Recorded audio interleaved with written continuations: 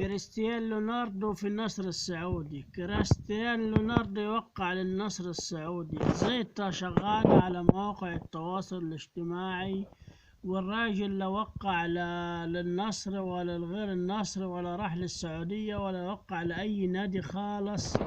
كله أخبار كاذبة ليس لها أي علاقة بتوقيع كريستيانو. زي ما انتم شايفين أخبار كاذبة كلها عايزة ترندات. وكريستيان صرح حاليا وهو صورته أمام وهو في مدريد مع مشجعين مدريد. كريستيان الدوم ما زال في مدريد والخبر غير صحيح، لم يوقع لأي نادي.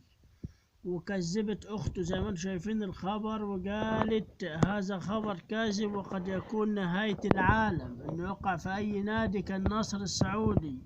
أخبار كاذبة. كريستيانو رونالدو باقي في مدريد حتى الآن في شوارع مدريد. وفي النهاية ننعي الأسطورة بيليه. اشتركوا في القناة وفعل الجرس.